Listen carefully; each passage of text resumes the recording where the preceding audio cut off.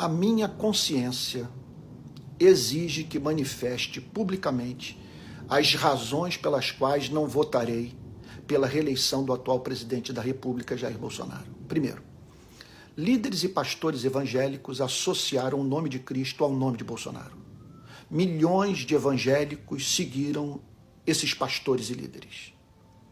Os cristãos do nosso país, portanto, encontram-se nessa eleição diante da oportunidade de corrigir esse erro perante milhões de brasileiros escandalizados com a decisão que tomaram. Segundo, não aguento mais ter um presidente que destila ódio. Não tivemos durante o seu mandato uma só semana sem que ele tenha causado ofensa, suscitado contenda, espalhado raiva, contribuindo para um clima de insuportável beligerância no Brasil. Terceiro, sou contra a meta bolsonarista de levar cada brasileiro a andar pelas ruas do país carregando na cintura uma pistola. Quarto, o comportamento do Bolsonaro durante a pandemia foi a maior afronta praticada por autoridade pública brasileira contra o povo brasileiro em toda a história da nossa nação. Repito o que disse ano passado, numa sessão da CPI da Covid no Congresso Nacional.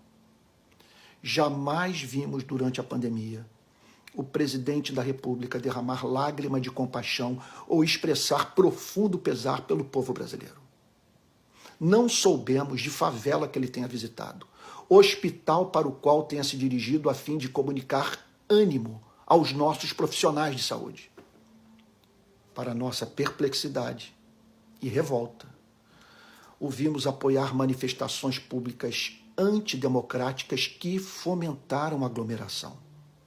Xingar jornalista, chamar o povo de marica, fazer deboche com os que agonizavam pela falta de ar, ser visto alegremente andando de jet ski no Lago Paranoá, em Brasília, prescrever remédios sem eficácia comprovada, combater o uso de máscara, menosprezar o distanciamento social, trivializar o poder letal do vírus.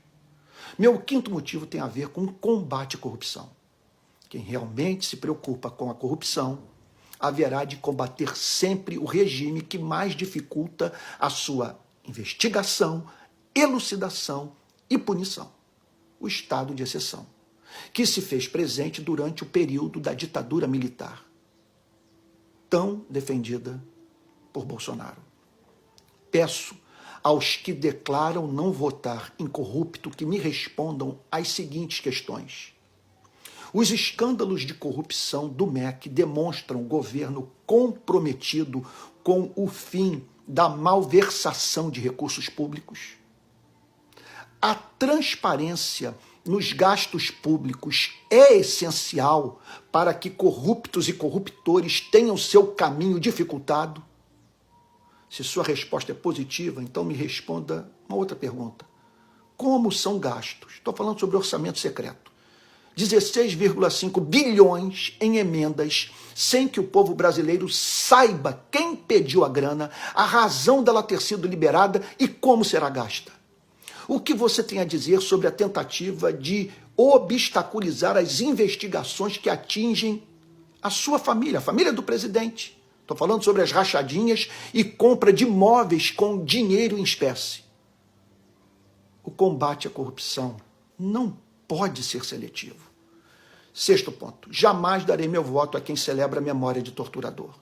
Numa sessão do Congresso Nacional, Bolsonaro dedicou seu voto a favor do impeachment da presidente Dilma ao torturador da ditadura militar, ex-chefe do DOI-CODE, coronel Carlos Alberto Brilhante Ustra, morto em 2015.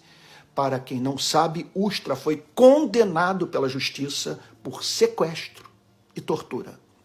Sétimo, Bolsonaro apoiou atos antidemocráticos nos quais manifestantes pediam fechamento do Supremo Tribunal Federal e do Congresso Nacional. A corrupção adoece a nação, mas o regime de exceção, o colapso das instituições do Estado Democrático de Direito ameaçam a preservação da espécie humana. Oitavo, Bolsonaro termina seu mandato entregando a nós brasileiros um país no qual milhões literalmente passam fome. Sei disso por manter contato direto com todos os bolsões de miséria do Brasil.